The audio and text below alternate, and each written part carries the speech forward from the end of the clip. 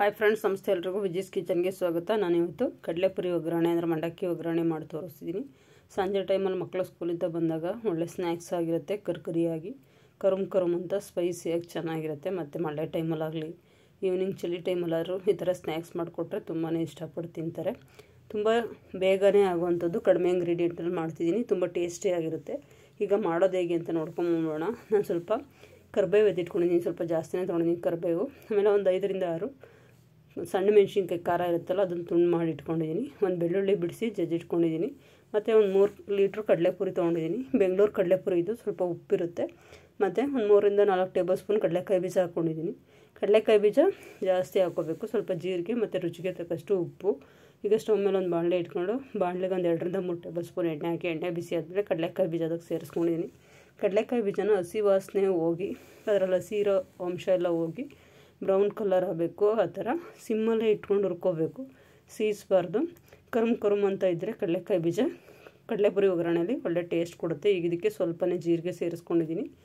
ಆಮೇಲೆ ತುಂಡು ಮಾಡಿ ಇಟ್ಕೊಂಡಿರೋಂಥ ಸಣ್ಣ ಮೆಣಸಿನ್ಕಾಯಿ ಏನಿದೆ ಅದನ್ನು ಸೇರಿಸ್ಕೊತೀನಿ. ಸಣ್ಣ ಮೆಣಸಿನ್ಕಾಯಿ ಕೂಡ ಎಣ್ಣೆಲಿ ಒಂಚೂರು ಫ್ರೈ ಮಾಡ್ಕೋಬೇಕು, ಅದ್ರ ಖಾರ ಸ್ವಲ್ಪ ಎಣ್ಣೆಲಿ ಬಿಡೋ ಥರ.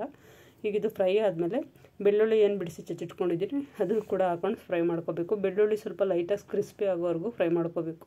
ನೀವಿನ್ನೂ ಯಾರೆಲ್ಲ ನನ್ನ ಚಾನಲ್ ಸಬ್ಸ್ಕ್ರೈಬ್ ಮಾಡ್ಕೊಂಡಿಲ್ಲ, ದಯವಿಟ್ಟು ಸಬ್ಸ್ಕ್ರೈಬ್ ಮಾಡ್ಕೊಂಡು ನೋಡಿ. ವಿಡಿಯೋಗೊಂದು ಲೈಕ್ ಕೊಡಿ. ಹೊಸ ಈಸಿ ರೆಸಿಪೀಸ್ಗಾಗಿ ವಿಜೀಸ್ ಕಿಚನ್ನ ಸಬ್ಸ್ಕ್ರೈಬ್ ಮಾಡ್ಕೊಂಡು ಫಾಲೋ ಮಾಡಿ. ನಿಮ್ಮ ಫ್ರೆಂಡ್ಸ್ಗೆಲ್ಲ ವಿಡಿಯೋನ ಶೇರ್ ಮಾಡಿ.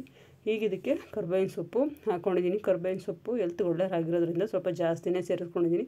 ಕರ್ಬೇವಿನ ಸೊಪ್ಪು ಅಷ್ಟೇ ಸ್ವಲ್ಪ ಕ್ರಿಸ್ಪಿ ಆಗೋವರೆಗೂ ಫ್ರೈ ಮಾಡ್ಕೋಬೇಕು. ಈಗ ಇದಕ್ಕೊಂದು 1/4 ಟೀ ಸ್ಪೂನಷ್ಟು ಅರಿಶಿನ ಮತ್ತು ರುಚಿಗೆ ತಕ್ಕಷ್ಟು ಉಪ್ಪು ಸೇರಿಸ್ಕೊಂಡು ಫ್ರೈ ಮಾಡ್ಕೋಬೇಕು. ಅರಿಶಿನ ನಿಮಗೆ ಕಲರ್ ಜಾಸ್ತಿ ಬೇಕು ಅಂದರೆ ಸ್ವಲ್ಪ ಜಾಸ್ತಿ ಹಾಕ್ಕೋಬೋದು. ಕಡಲೆಪುರಿ ಉಪ್ಪಿರೋದ್ರಿಂದ ಉಪ್ಪು ಸ್ವಲ್ಪ ಕಡಿಮೆ ನೋಡ್ಕೊಂಡು ಹಾಕಿ. ಈಗ ಇದಿಷ್ಟು ಫ್ರೈ ಮಾಡ್ಕೊಂಡಾದಮೇಲೆ ಗ್ಯಾಸ್ ಆಫ್ ಮಾಡ್ಕೋತೀನಿ.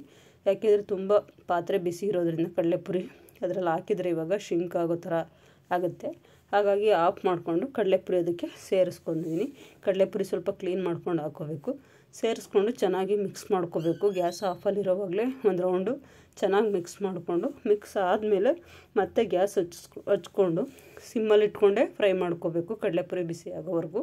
ನಾವು ಇದನ್ನು ತುಂಬ ಪೇಷನ್ಸಿಂದ ಕಡಿಮೆ ಉರಿಲಿಟ್ಟೇ ಮಾಡ್ಕೋಬೇಕು. ಎಲ್ಲನೂ ನೀಟಾಗಿ ಬರುತ್ತೆ, ಇಲ್ಲಾಂದರೆ ಬೇಗ ಸೀದೋಗ್ಬಿಡುತ್ತೆ, ಚೆನ್ನಾಗಿರಲ್ಲ. ಹಾಗಾಗಿ ನೋಡಿ ಚೆನ್ನಾಗಿ ಮಿಕ್ಸ್ ಆಗ್ತಿದೆ ಕಡಲೆಪುರಿ.